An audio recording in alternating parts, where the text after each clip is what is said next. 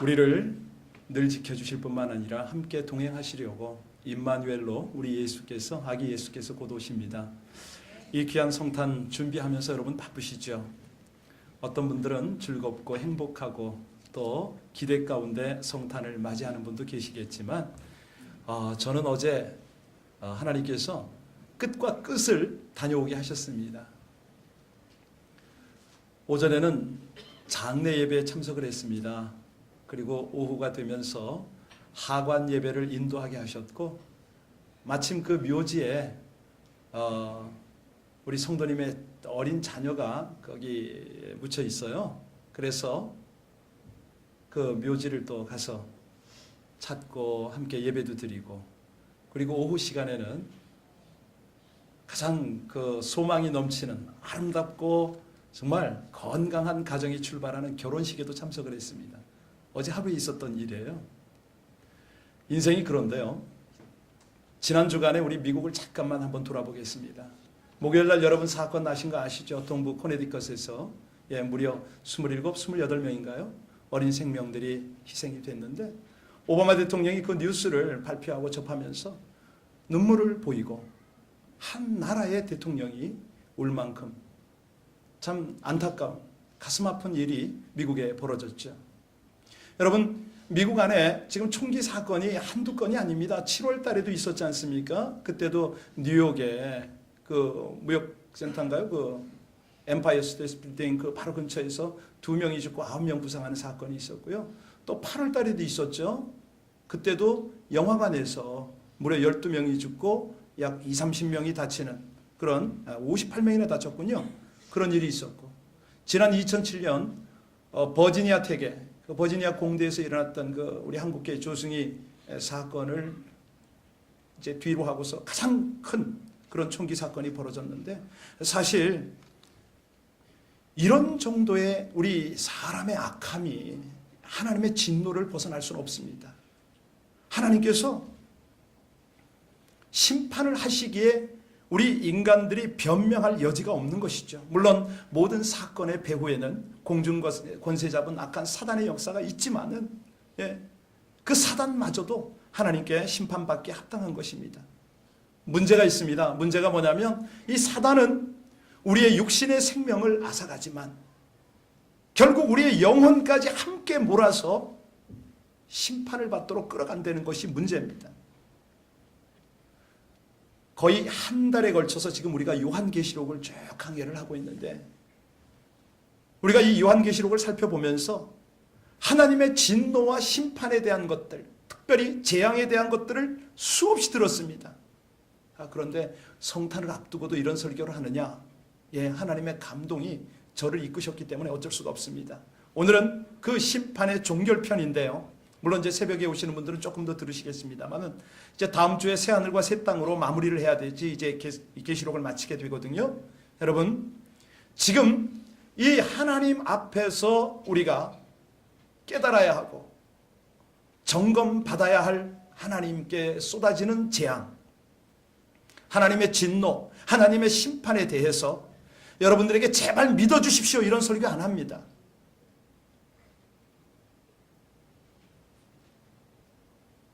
여러분과 제가 하나님의 진노, 하나님의 재앙을 믿는다, 안 믿는다, 그래서 우리 하나님의 일이 잘못되지 않기 때문에 그렇습니다. 가끔 신앙이 성숙하지 못한 사람들은 그런 이야기를 해요. 하나님께 선심 쓰듯이 제가 하나님 믿어드리죠. 하나님, 제가 아프고 제 사업이 안 되면 하나님 손행거려? 이런 얘기들을 듣습니다. 물론 저도 그랬죠. 저도 신앙이 어릴 땐 그랬습니다. 그러나 우리 하나님은 스스로 계신 분이셔요. 어떤 인간의 도움이 아니더라도 하나님의 경영, 하나님의 경륜은 하나님이 이루시죠. 우리가 믿고 안 믿고 그것이 어떤 하나님의 역사에 큰 영향을 미치느냐, 그런 거 없습니다. 오늘 본문에 나오는 이제 7 대접 재앙을 배경을 좀 설명을 해야겠는데요. 하나님께서 이 땅을 심판하실 때 제일 먼저 행하시는 것이 뭐라고 그랬습니까? 7인을 떼는 것이라고 그랬습니다. 7인을 하나하나 떼어갑니다. 마지막 6번째 인을 떼고 나서 막간이 있었고 7째 인을 딱 떼니까 그 다음에 나왔던 것이 무엇입니까? 바로 7 나팔의 재앙이 나타났습니다. 7 나팔의 재앙 하나하나 또 열고 보니까 마지막 6번째 나팔이 불리고 나서 또 막간이 있죠. 그리고 이제 우리가 마무리를 짓게 되는 7 대접의 재앙이 나타났습니다. 여러분, 왜 그 막간들을 형성하고 이렇게 무시무시한 심판들, 지난주에는 우리가 666표에 대한 것을 잠깐 나눴는데 왜 이렇게 하나님이 이런 것들을 우리에게 자꾸 말씀하실까? 하나입니다. 딱 하나. 회개하고 하나님 앞에 돌아올 수 있는 기회를 주시는 건데요. 우리 하나님께서 최종적인 심판을 내리는 것이 바로 이 7 대접의 재앙이거든요. 오늘 우리가 어제 새벽에 오신 분들은 다 들으셨지만 우리 1절을 잠깐만 돌아갔다 오겠습니다. 우리 1, 2절 한번 보고 돌아옵니다. 1절 16장 1절 다 같이 읽겠습니다. 자, 시작. 또 내가 들으니 성전에서 큰 음성이 나서 7 천사에게 말하되 너희는 가서 하나님의 진노의 7 대접을 어디에 쏟으라? 고대 중근동 지방의 제국들의 풍습이 있었습니다. 특별히 왕실 풍습이 있었는데요. 왕은 잔을 쏟는 그런 그 행동을 가끔 보입니다. 대체로 왕이 신하에게 술이 담긴 잔을 하사하는데요. 그때 의미가 뭡니까? 내가 이 신하를 충성스럽게 여긴다.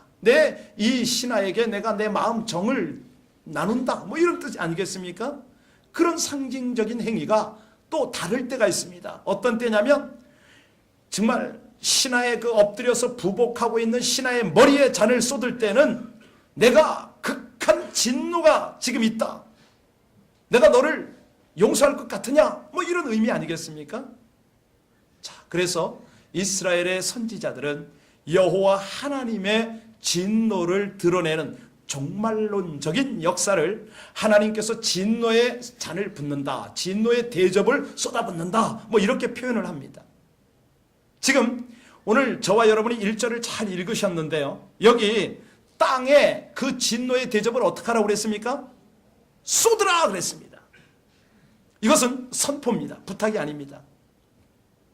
한마디로 세상 현실이 지금 어떠한가? 네가 보고 천사들에게 이제 쏟아부어라, 이 말씀을 하고 계신 거죠. 다시 말씀드립니다.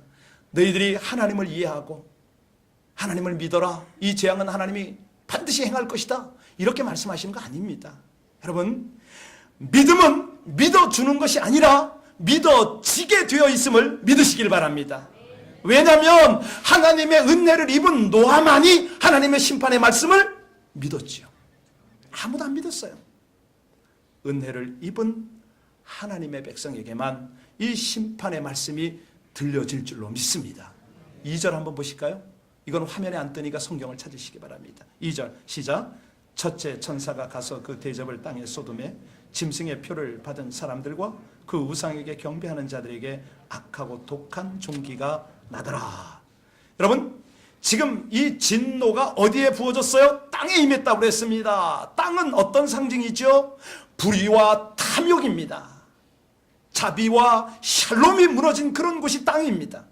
사람들은요, 인간들은요, 그냥 죽고 나서는 한 평 땅에 묻힐까 말까 한 그 인생인데도 살아서는 그 땅을 차지하지 못해서 얼마나 그렇게 갖은 욕심을 다 부리지만 하나님은 그 땅을 향하여 지금 진노하신다고 되어 있습니다. 왜? 하나님을 거역하는 곳에 하나님의 심판과 진노가 임하는 것을 하나님이 지금 말씀하시는데요. 오늘 설교가 조금 무섭더라도 이제 오늘까지만 무섭게 설교하니까 이해하시고 들으셔야 합니다. 우리 하나님의 마음, 하나님의 뜻을 지금 이 땅을 보면서 좀 이해를 하셔야 되는데요. 우리 주님께서 말씀하실 때 우리의 기경을 원하시는 곳이 있었어요. 여러분, 하나님 보실 때 인간들의 땅은 어디입니까? 마음의 마음. 그래서 우리 하나님께서 너희는 마음을 기경하라 이렇게 말씀하시지 않습니까? 개인이든 가정이든 일터든 국가든 제일 중요한 것이 땅이 고침을 받아야 합니다. 마음이 고침을 받아야 그 다음에 하나님의 은혜가 거기 임하고 하나님의 진노와 심판이 떠나가는 것이지. 예. 바울이 분명히 말합니다. 땅을 기경해야 회복의 은총이 있다 이렇게 말합니다. 하나님 앞에 회개하고 겸손히 돌아가는 백성에게 회복의 은혜가 임합니다. 구원과 생명의 은총이 넘치게 될 줄로 믿으시기 바랍니다. 하나님의 은혜가 흘러 넘쳐서 그 땅이 살아나는 것이지요. 두 번째 재앙도 잠깐 볼까요? 3절에 보면 두 번째 재앙이 나오는데 그 재앙은 바다가 피로 변하는 재앙입니다. 우리가 예전에 두 번째 나팔 불릴 때 보니까 바다 피조물 가운데 3분의 1이 죽임을 당했다 이걸 봤지 않습니까? 그런데 이번 대적재앙, 두 번째 대적재앙 때는 어떻게 되느냐? 바다 가운데 거하는 모든 생명체들이 죽어서 악취가 진동을 하는 상황이 되어버렸습니다. 우리가 이 지금 캘리포니아 해변가에 한 번씩 정어리떼가 죽으면 그 정어리떼를 걷어내기 바빠요. 왜? 썩어서 악취가 나니까. 바다가 오염이 되어버리니까. 처참한 상태가 되는 겁니다. 바다가 완전히 오염되는 일이 마지막 때에 생겨난다고 그랬습니다. 4절을 보시면 세 번째 대적재앙입니다. 이때는 강과 물의 근원이 피가 됩니다. 여러분 한번 생각해 보세요. 우리가 물 없이 살 수 있습니까? 먹고 마시고 씻고 해야 되는데 이 모든 물의 근원들이 피로 다 변환되는 거예요. 피를 마신다는 것이죠. 왜 이런 일이 벌어집니까? 하나님의 백성들을 괴롭히고 하나님의 교회를 핍박하고 그렇게 하나님을 대적했던 세력들이 피값으로 치르게 되니까 철저하게 파멸에 이르게 하시죠. 네 번째 대적재앙 보실까요? 이 재앙은 태양을 통해서 내리는 재앙입니다. 갑자기 해가 뜨거워져서 사람들을 태워버리게 되는데요. 여기서 우리가 놀라운 것이 있어요. 아니 지금은 이제 지구 오존층이 파괴가 돼서 자외선이 인체를 노화시키고 뭐 이런 유해 광선이 우리를 늙게 한다 뭐 이런 것들이 있지만은 중요한 것은 뭐냐면 앞으로 이런 태양의 재앙이 오더라도 사람들이요 자신들의 악한 행실에 대해서 회개하고 도리어 돌아서질 않고 도리어 하나님을 해방한다는 거예요. 여러분 이런 걸 보면서 과연 그럴까요? 의심이 가잖아요. 근데 그게 아닙니다. 구약 때 애굽에서 이스라엘 백성들을 탈출시킬 때 하나님께서 애굽에 10가지 재앙을 내렸을 때 애굽의 바로 왕이 꼭 그랬습니다. 애굽 사람들이 꼭 그랬어요. 하나님이 아무리 강력한 재앙을 내려도 사람들은 회개하지 않고 오히려 하나님을 비방하고 대적하는 일들이 그들의 삶이에요. 지금까지 어제 새벽기도 설교를 잠깐 요약을 했는데 이 대적 재앙이 자연계를 향한 그들을 통한 심판이었다면 이제부터는 하나님의 심판이 어디 임하는 걸 잘 보셔야 합니다. 오늘 본론인데요. 악의 중심부, 다시 말하면 짐승의 보호자에 쏟아부어지는 것이 지금 오늘의 재앙입니다. 자, 이 재앙 때문에 나라가 캄캄해집니다. 우리가 일식이나 월식을 보면 깜깜할 때가 있잖아요. 일식일 때 더한데. 자, 백성들은요 극심한 어둠 속에서 아주 형언할 수 없는 고통을 받습니다. 10절로 11절을 보면 다섯째 재앙이 거기 쏟아지는데 다섯째 재앙이 어떤 내용인가? 우리 10절 11절 같이 한번 읽겠습니다. 시작. 또 다섯째 천사가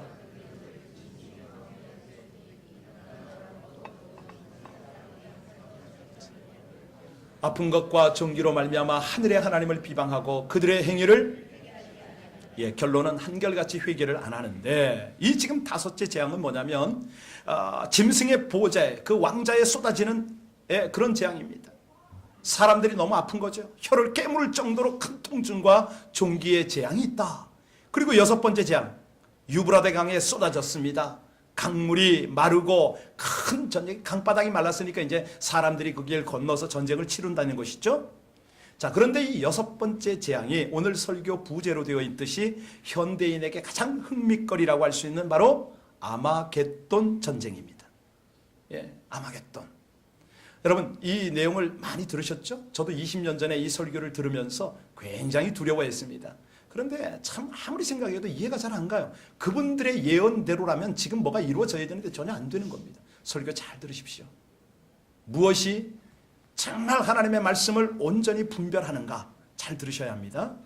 아마겟돈이라고 하면 이 말은 무깃도의 산이다 이런 뜻입니다. 무깃도의 산.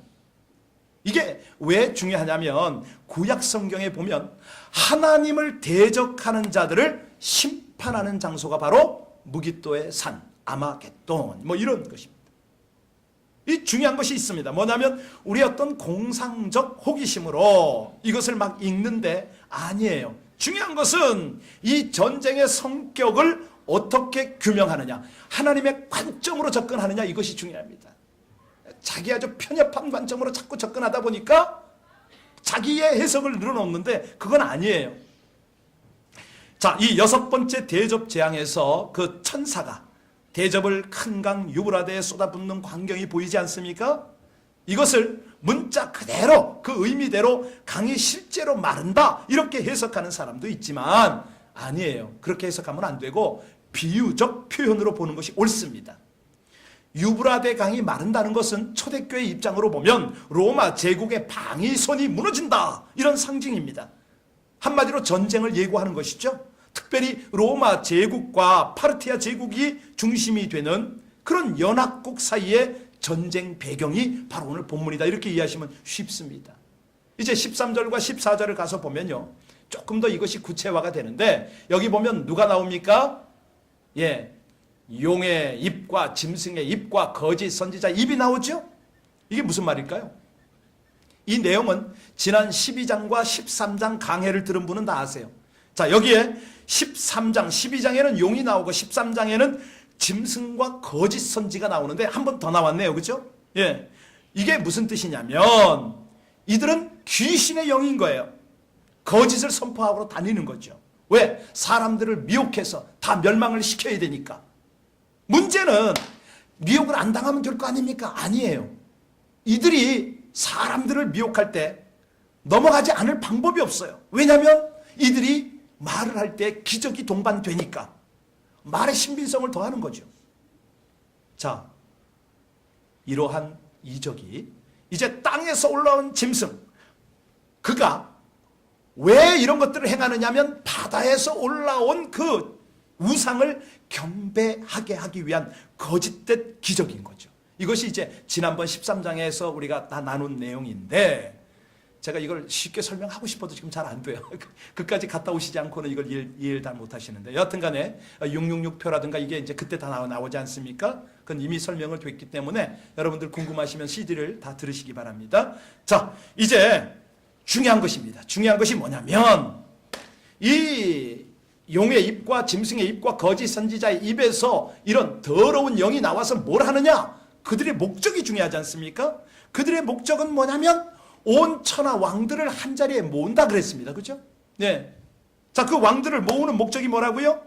그들을 미혹해서 하나님과 그의 교회와 성도들을 공격하자 선동하는 것이죠.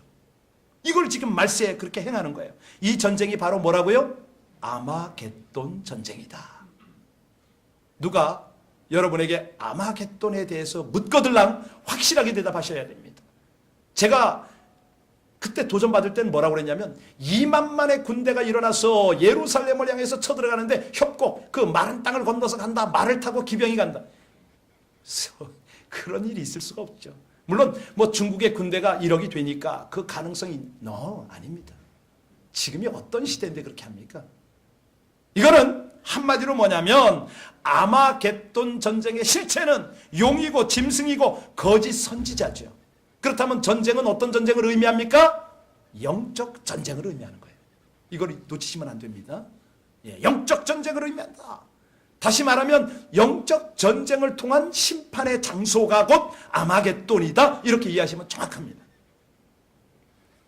자, 그런데 이 아마겟돈 전쟁을 통해서 모든 사람을 멸하려고 세상 왕들과 함께 사탄이 준비를 하지만 이 전쟁은 어떻게 끝납니까? 우리 주님의 재림으로 인해서 완전히 끝나는 것이죠. 여러분, 우리 신자들이요, 이처럼 아마겟돈이니 뭐 666편이 뭐 이런 거 무서운 사건이 예고되어 있어도 사실은 두려워할 필요 없습니다. 왜? 깨어있으면 되니까. 이것이 바로 오늘 15절에서 말하는 복 있는 자거든요. 우리 15절 한번 넘겨서 한번 다 같이 한번 큰 소리 읽을까요? 시작. 보라, 내가 도둑같이 오리니 누구든지 깨어 자기 옷을 지켜 벌거벗고 다니지 아니하며 자기의 부끄러움을 보이지 아니하는 자는 회개하고 주께 돌아오는 자를 말하는 것이죠. 우리 마지막 7번째 재앙을 한번 보겠습니다. 가장 강력한 재앙 중에 하나입니다. 이 재앙이 어디에 쏟아지느냐? 바로 넘겨주세요. 우리 7절 같이 읽겠습니다. 시작. 일곱째 천사가 그 대접을 어디에 쏟았어요? 예, 공중에 쏟았습니다. 이것이 중요한데, 자, 공중에 대접을 딱 쏟았더니 음성이 들립니다. 큰 음성이 들리는데 선언이 울려 퍼지는 거죠. 어떤 선언이요? 창세 이래로 없었던 지진이 일어나고 큰 우박이 떨어지면서 큰 성 바벨론이 세 갈래로 갈라지는데, 무슨 뜻입니까? 완전 파멸한다는 것이죠. 세상은 완전히 파멸에 이른다. 이것이 마지막 대접 재앙의 결과입니다. 여러분들이 18절을 가만히 보세요. 번개와 음성과 내성이 또 큰 지진이 있어서 그 지진이 얼마나 큰지, 땅에 있는, 땅에 살아오는 동안에 이런 지진이 없었더라. 뭐 빅원? 상상이 안 되는 거죠. 19절에도 보셔요. 큰 성이 세 갈래로 갈라졌다고 그랬지 않습니까? 여러분, 여기서 중요한 것은 하나님께서 이 악을 기억하시고 맹렬한 진노의 잔을 부으시는 것, 이걸 놓치면 안 됩니다. 20절 한번 넘겨볼까요? 구체적으로 지금 나타나는데, 여기 보면 각 섬이, 산이 없어져 버립니다. 지형, 지각이 다 변동이 되는 것이죠. 21절에 보세요. 어떤 우박이 떨어진다고요? 중수라는 것은 무게입니다. 무게가 한 달란트라고 그랬으니까 한 달란트가 얼마나 되느냐? 한 달란트라는 것은 34kg을 말합니다. 34kg의 우박이니까 대단하죠. 그런 우박이 비 오듯이 쏟아지면 이 땅은 어찌 됩니까? 나만 할 것이 없죠. 여러분들과 제가 그러면 마지막 때 진짜 이런 지진과 우박이 나겠느냐? 여기에 호기심을 가질 수가 있어요. 여러분, 그런 지진과 그런 우박을 사실은 우리가 거기에 관심 가질 필요 없습니다. 왜? 우리는 이 지진, 이 우박을 내려야 하는 하나님의 심정, 여기에만 포커스를 하면 되는 거예요. 하나님의 마음. 우리 하나님이 지금 엄청난 지진과 우박을 동원하셔야 하는, 그래서 세상을 남김없이 심판해야 하는 이 하나님의 진노, 여기에 대해 우리가 관심을 가질 필요가 있는 것이죠. 하나님은 세상에 대해서 이렇게 진노로 일하시는데, 오늘날 하나님을 찾는다고 하면서 과연 우리는 세상에서 어떤 마음으로 살고 있는가? 이것이 중요하지 않겠습니까? 이 세상에서 가장 어리석고 비참한 일이 있다면 뭐라고요? 하나님을 대적하는 것이거든요. 사람이 감히 하나님을 대적하면 결국 말씀처럼 산산조각이 나는데 영원한 파멸로 하나님이 다 날려버리신다는 것이죠. 여러분이 잠시 후에 이제 영상을 보시게 될 거예요. 여러분, 하나님을 오직 무서운 마음으로 심판을 기다리는 것과 대적하는 자들을 소멸할 맹렬한 불로만 있으리라 말씀하셨는데요. 이 영상은 하나님께서 저에게 아주 강력한 도전으로 주신 거예요. 제가 먼저 너무 충격을 받고 오늘 설교가 강할 것입니다. 미리 예고는 했지만, 이 설교를 하신 분은 뉴욕 타임스 스퀘어 교회의 카트콜론 목사님이세요. 그 교회 부목사님이세요. 지난 911 사태가 있고 나서 닷새 후에 이 설교를 했는데 오늘 우리가 들어야 할 설교입니다. 계시록의 결론과 같습니다. 집중해서 보시기 바랍니다. 이 메시지는 우리 교회 홈페이지에 떠 있습니다. 언제든지 보시고 저와 여러분이 깨어 있었으면 참 좋겠습니다.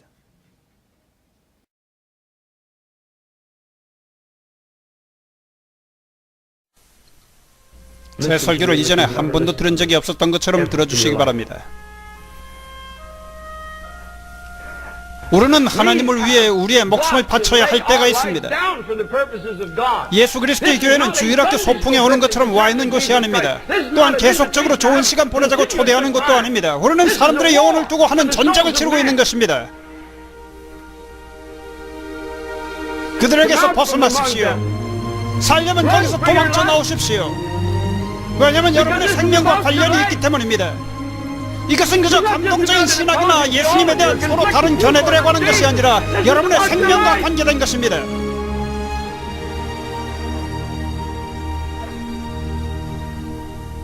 저는 사람들이 무너져 내리는 쌍둥이 빌딩에서부터 도망쳐 나올 때 뉴욕의 경찰관들이 한 행동에 대한 이야기를 영원히 잊지 못할 것입니다.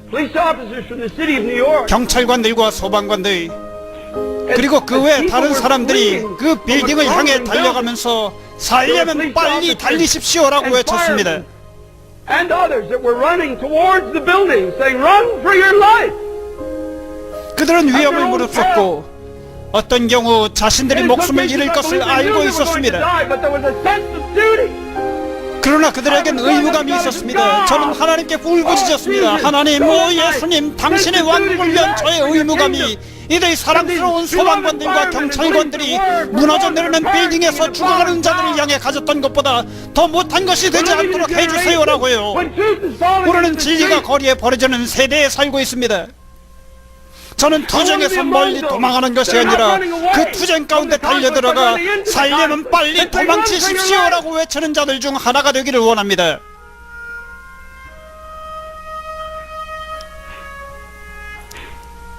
도망치십시오. 오로지 성공과 번영에만 초점을 맞추는 복음으로부터 도망치십시오. 예수 그리스도의 이름을 단지 개인적 이득을 위해 사용하는 이들로부터 도망치십시오. 예수님의 이름으로 여러분의 호주머니를 노리는 이들로부터 도망치십시오. 오직 자아 개발에만 초점을 맞추는 복음들로부터 도망치십시오. 예수님이 아니라 인간이 영광을 받는 교회들로부터 도망치십시오. 예수님의 몸된 교회여 도망치십시오. 거기서 나오십시오. 부정한 것들을 만지지 마십시오. 미국과 캐나다에 있는 성경이 없는 교회들로부터 도망쳐 나오십시오. 그들의 신학에는 십자가가 없습니다. 말씀을 상고하는 것도 없습니다. 죄를 회개하는 것도 없습니다. 예수님의 보혈에 대해서는 언급도 안 합니다. 그런 교회들은 부정한 교회들입니다. 그러니 거기서부터 도망쳐 나오십시오. 도망쳐 나오십시오. 죄를 지어도 편안한 교회들로부터 하나님의 집에 와서 여러분 삶의 죄를 품고 있는데도 그것을 깨닫게 하지 못하는 교회라면 그것은 마귀들의 식탁에 앉아있는 것입니다. 자신의 정치적 목적 달성을 위해 하나님의 강단을 사용하는 정치적 성향을 지닌 사람들로 채워진 강단들로부터 도망쳐 나오십시오. 도망치십시오. 민족과 관습 사이에 분열을 외치는 이들로부터 도망치십시오. 도망치십시오. 거기서 나오십시오. 그들은 하나님에 대해 아무것도 모르는 자들입니다. 도망치십시오. 불경하고 발작적인 운동들과 끝없이 공허한 예언들을 일삼는 자들로부터 사랑하는 여러분들이시여, 살려면 도망치십시오. 도망치십시오. 서서 이야기와 농담을 일삼는 설교자들로부터 죽을 힘을 다하여 도망치십시오. 도망치십시오. 제발 도망치십시오. 어서 속히 도망치십시오.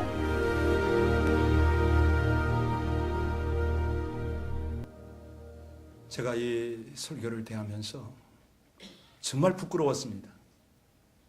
여러분들도 함께 보셨지만 소방관들과 경찰들은 무너지는 빌딩을 향해서 달려들어갔습니다. 뭐죠? 국가에 충성하느라고? 자기 의무를 다하느라고? 물론 그렇지만 그는 생명들을 살리기 위해서 뛰어들어갔습니다. 그러면서 빨리 도망가라고 선포를 하고 있습니다. 여러분, 저는 뭡니까 도대체? 김 목사는 왜 이 강단에서 여러분들의 영혼의 생명을 위해서 저런 설교를 안 하죠? 눈치를 보아야 하죠, 제가? 이건 아니라고 생각합니다. 여러분, 성탄절도 중요해요. 그런데 예수님이 여기 왜 오십니까? 우리를 살리기 위해서 오셨습니다. 그 복음을 제가 왜 사람의 인기, 목사 대접받으려고 왜 제가 그걸 커버해야 되죠? 아니라는 것이에요. 우리 모두가 그렇습니다. 여러분, 혹시라도 교회 와서 누구도 교회를 이용하려고 하지 마세요. 누구도 교회 와서 정치하려고 하지 마세요. 이거는 복음이 아니죠. 여러분, 지금 우리는 화면을 통해서 살려면 도망하라고 그랬습니다. 이게 대안입니까? 아니거든요. 15절 한번 띄워주세요. 중요한 것은 이 마지막 때를 잘 준비해야 된다는 거예요.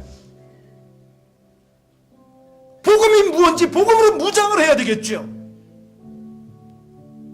나 하나 안주하는 것, 그것이 아니라고 분명히 하나님은 말씀합니다. 살리러 가려는 거죠. 살리러 가려는 거예요. 우리 지금 뭐 하고 있죠? 오직 주님의 십자가 때문에 우리가 심판을 면할 수가 있고, 그 십자가를 전하는 사람에게 하나님이 기대하고 계신데, 여러분, 경찰관의 말을 저는 지금 잊질 못하겠어요. 살려면 도망하십시오. 자신은 빌딩으로 죽으러 가면서 외친 말 아닙니까? 과연 저와 여러분은 이 무너지는 빌딩을 향해서 달려가면서 사람들을 살리려고 하느냐 이거죠. 전속력으로 여러분 달려가십시오. 하나님의 품으로 달려가시고 예수의 십자가 아래로 달려가십시오. 정말 우리 속에 이런 것이 있습니까? 어쩌면 세상의 저 소방관보다도 경찰보다도 못한 저와 우리가 아닌지 모르겠습니다. 죽어가는 영혼들을 구원하려고 하기는커녕 자신도 온전히 살지 못하는, 복음이 뭔지도 모르고 왜 내가 예수를 믿는지도 모르고, 아까 분명히 말합니다. 진리와 복음이 길바닥에 버려졌다, 지금 이런 얘기를 합니다. 여러분, 예수의 피 묻은 복음보다 생명을 살리고 하나님께로 돌이키는 것보다 더 중요한 것이 어디 있습니까? 그런데 자기 개발에 집중하라고 설교해야 좋아하고, 위로가 있다고, 평안이 있다고, 은혜가 있다고 설교해야 좋아하는 이런 세대를 어찌하면 좋습니까? 교회 안에 와서도 세상하고도 조금 다를 것이 없어요. 온갖 더러운 것을 가지고 옵니다. 거짓말을 밥 먹듯이 하고 온갖 탐욕을 다 갖다가 온갖 음란한 생활을 하면서도 조금도 찔림이 없고 방탕하고 세상에 가장 못된 것들을 가지고 하나님 앞에 뻔뻔스럽게 나와서 심판이 없게 해달라고요? 제왕이 나와 상한 없게 해달라고요? 이건 아니지요. 하나님을 배역하고 불순종하면서 온갖 술수와 판단과 비방과 자기 자랑만 가득 가지고 와서 하나님, 내가 하나님을 섬긴다고요? 이건 아니지요. 이건 아니지요. 올해를 보내면서 우리 속에 진실한 하나님을 향한 우리의 신앙의 고백이 있었으면 좋겠습니다. 우리가 예수 그리스도의 대속의 은혜를 생각하고 죽어도 살리시겠다고 영원한 생명을 주신 하나님 앞에 하나님의 목적을 위하여 우리의 목숨을 내놓을 수가 있어야지요. 이 시간에 저와 여러분이 한번 이 하나님의 은혜를 생각하면서 함께 기도하겠습니다. 하나님, 죄의 속성으로 하나님을 버리고 하나님의 마음을 아프게 하는 이 인생을 불쌍히 여겨 주옵소서. 우리 함께 기도할 때 오직 하나님의 말씀, 오직 십자가, 오직 성령, 오직 은혜와 함께하는 저희가 되게 하여 주옵소서. 우리 교회가 되게 하여 주옵소서. 어린 양 예수의 보혈로 이 영적 전쟁에서 승리하게 하여 주옵소서. 하나님의 나라와 위로와 우리 아버지 하나님의 권능과 하나님의 섬김과 사랑이 가득한 이 마지막 때에 하나님의 소망이 우리 교회가 되게 하여 주옵소서.